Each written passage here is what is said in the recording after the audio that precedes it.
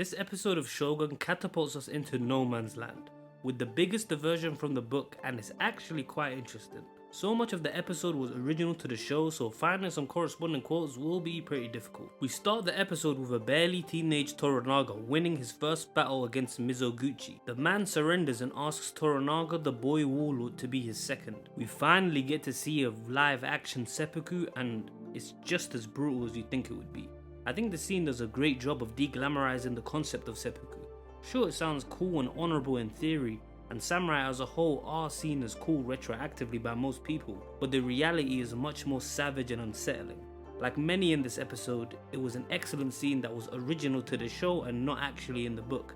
Next we get the introduction of Toranaga's brother. His name is Zataki in the book, but Saeki in the show, so for the sake of simplicity, I'll change his name to Saeki when quoting the book. The context of Saeki's arrival in the book was very different, and this was the first major sign that the show would be going its own way. Prior to his arrival during the meeting about Crimson Sky that occurred last episode, Toranaga and his advisors discussed what to do and mentioned the rumblings that Saeki might have already betrayed him. The one-eyed samurai scratched, "Me, I'm only a soldier, not a counselor, but I wouldn't advise Crimson Sky. Not if we can war on our terms like Omi-san says. I fought in Shinano years ago, that's bad country, and then Lord Saeki was with us. I wouldn't want to war in Shinano again, and never if Saeki was hostile. And if Lord Maeda's suspect, well, how can you plan a battle if your biggest ally may betray you?" Page 633. This makes it so that by the time Saeki actually makes his way to Anjiro to meet Toranaga, the situation is completely different, and the suspicions are confirmed. All of Toranaga's men are bloodthirsty and want Saeki's head, but due to Toranaga's orders, they can't have it. Hiro-Matsu wrote, "Sire, your half-brother Saeki, Lord of Shinano, arrived here today from Osaka asking for safe conduct to see you at Anjiro. He travels formally with 100 samurai and bearers under the cipher of the new Council of Regents. I regret to tell you the Lady Kiritsubu's news is correct. Saeki's turned traitor and is openly flaunting his allegiance to Ishido. What she did not know is that Saeki is now a regent in place of Lord Sugiyama. He showed me his official appointment, correctly signed by Ishido, Kiyama, Onoshi and Ito. It was all I could do to restrain my men at his arrogance and obey your orders to let any messenger from Ishido pass. I wanted to kill that dung eater myself." Page 701. This message was sent to Toranaga by Hiro-Matsu while he was still in Osaka. This is why I had a feeling the story would be changed last episode, although I'd be honest, I didn't really expect it to change this much. If the story was to follow the book, Saeki would have been introduced last episode via word of mouth and eventually this letter. However, that's not all, because Saeki wouldn't be travelling alone. Travelling with him is the barbarian priest Suku-san, who arrived by sea at the port of Numazu, coming from Nagasaki. He asked permission to visit you, so I sent him to the same party. I've sent 200 of my men to escort them. They will arrive within 2 days at Anjiro. Page 702.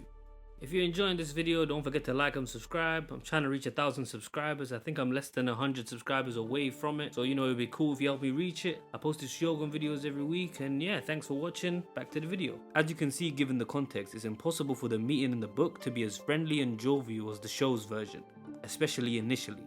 Instead, in the book, Saeki is very rude, almost disregarding all forms of politeness and carelessly speaking. Everyone, even his own men, were astounded by his lack of manners. The meeting had an immediate dire atmosphere, with Saeki eventually stating, "By order of the Council of Regents in the name of Emperor Go-Niji, the Son of Heaven, we greet our illustrious vassal Yoshi Toranaga no Minowara and invite him to make obeisance before us in Osaka forthwith, and invite him to inform our illustrious ambassador, the regent, Lord Nobutatsu Saeki, if our invitation is accepted or refused forthwith." He looked up and in an equally loud voice continued, "Is signalled by all the regents and sealed with the great seal of the realm."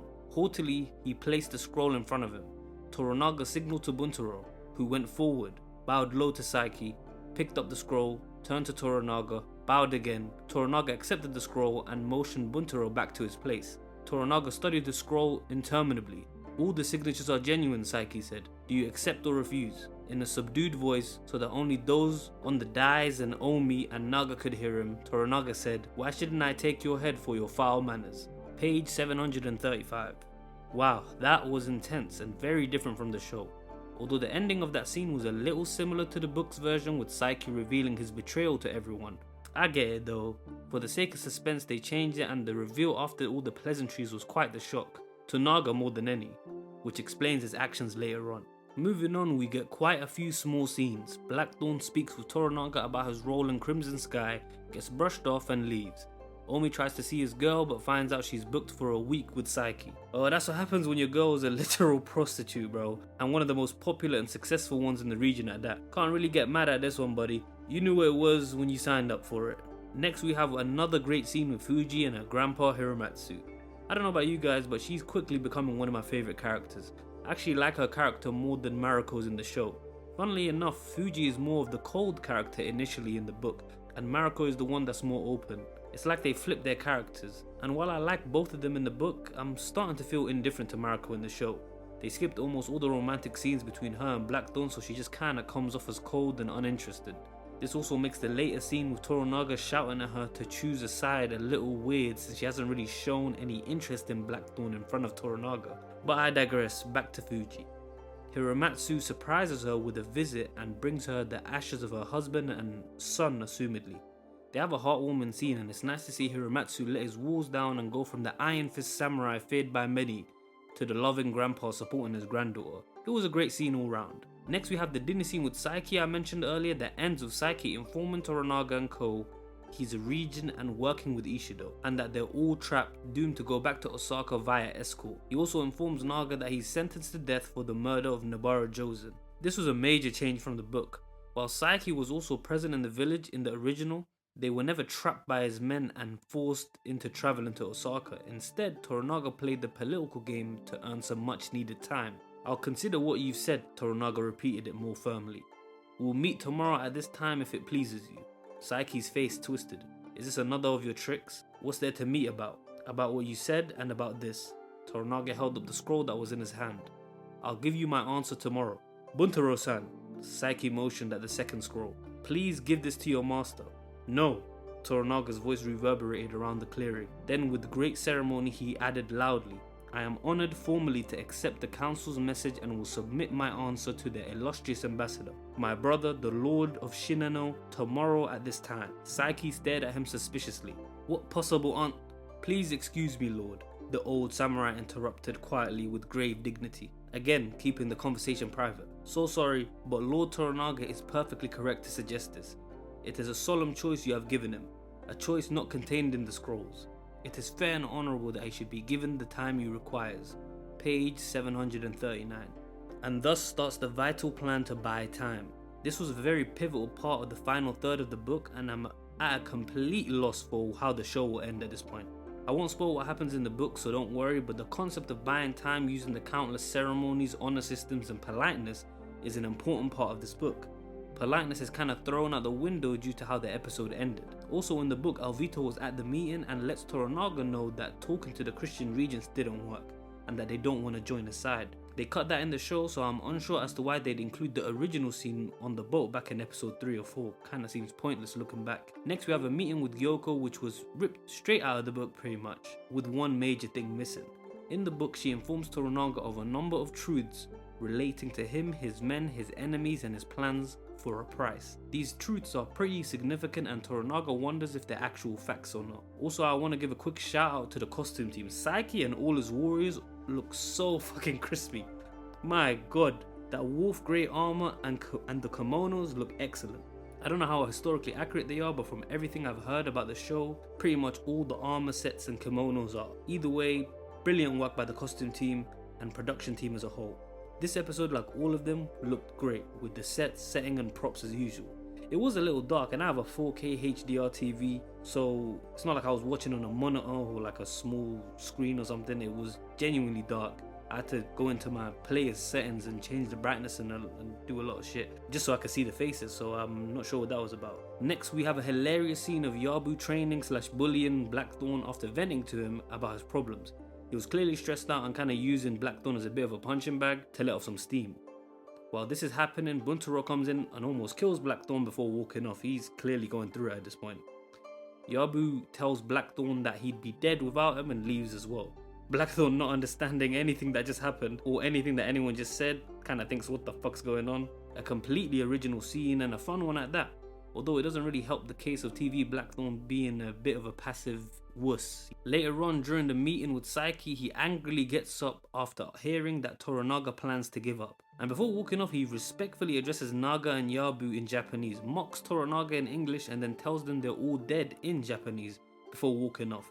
This of course is also a TV original, and while I'm not mad at the concept of Blackthorne leaving, the theatrical way it's done with the disrespect is kinda unbelievable and unrealistic. The entire show, they've hammered the point that this type of behavior was unacceptable. Fuji's husband and son were sentenced to death for much less. And sure, Blackthorne is a barbarian, but he was made Hatamoto and is expected to abide by society's rules. And even if you were to make the case that he's useful to Toranaga, and therefore he can't be killed by Toranaga, Saeki and his men should have been outraged at the disrespect and killed him themselves. Just to make sure, I am really enjoying the series. It's been great to see how this new adaptation has shaken things up, expanding on characters like Fuji, who's such a likable tragic character in this version, as well as plot developments like the death of Yoshi Nagakado, and lastly how they've approached the language barrier and heavy lifting Mariko is doing while interpreting both to and from Blackthorne. While I do enjoy the 1980s version, the choice for the Japanese parts to not have any subtitles was a bit too much for me. While I understand it was to immerse the viewer into the same world as Blackthorne, in the book we understand the Japanese characters, so I'd like to do the same with the show. That's a major part of the story that was cut out of the 1980s miniseries. I must admit though that with each passing week I'm starting to like this new Blackthorne less and less. He's way too passive, reactive, and a little dim-witted. I'm starting to think Richard Chamberlain's Blackthorne was the superior depiction. The 2024 version started strong, understanding how to behave and navigate this new society he finds himself in, but he's become lost in self-interest to the detriment of his likability, relatability, and lastly, the realism of the story. It's becoming more frustrating to watch him every episode. I really do hope they show some of his more redeeming qualities going forward. Moving on to the craziest scene in the episode, Nagakado's Crimson Pond plan. After the meeting with Saeki concludes, he goes back to the tea house with Kiku to celebrate his victory. While doing a bunch of pillow talking about how he's gonna take Kiku here and make her the richest courtesan here and yada yada yada, she suggests adding some tools to enhance the experience. She leaves and Naga enters the hallway. Saeki laughs at him and Naga attempts to slash him with his katana. This has gotta be one of the biggest fumbles I've ever seen. This man is not adept enough to kill an unarmed, damn near naked man with a sword. Naga, you were a cool character, but you had to go, bro. You deserve this, I'm not gonna lie. Saeki frantically dodges and makes his way out into the garden where I think he sprains his ankle, which is why he couldn't stand up. Unable to get up and get away from Naga, he looks up at him facing his death. Naga swings the katana down with venom, losing his footing and slips on his uncle's wet kimono, landing head first on the rocks, dying a slow, painful death. This scene physically made my jaw drop. As a book reader, I thought I'd know most of the major events that would happen in the show. Because of this, surprises of emotion I rarely feel while watching, let alone sheer shock. In case you haven't noticed in my tone, this is completely original. There isn't even a scene like this in the book. Naga isn't even in danger relatively in the book from what I recall. Now sure, Naga isn't necessarily a major character, so maybe they can still follow the book, but given the context of his death, the son of Toranaga trying to kill a messenger sent by the council and the regent, they'd have the complete right to kill Toranaga, all his vessels, family, friends and pets and everything right there. I do have a theory on how they could still follow the book after this. Perhaps next episode Toranaga will avoid punishment by saying Naga acted alone, which he did. And since Naga has no kids or wife, and he's dead, maybe that will be a sufficient punishment. Since Toranaga will be killed at Osaka anyway, perhaps Saeki and therefore the council will not feel the need to accelerate his death due to this transgression, therefore bringing the story back to somewhat align with the books, barring a few changes here and there of course, and the fact that they're still imprisoned in Anjiro by Saeki, which also wasn't present in the book. That's my theory though. Let me know what you think is gonna happen. What an insane change. I truly can't wait for the next episode and see where they go with the story. I am somewhat worried that it will get the Game of Thrones treatment, but I'm hoping for the best. If you enjoyed this video, don't forget to like and subscribe. I post Shogun videos every week, plus some other stuff that I'm sure you'd enjoy. And yeah, till next time.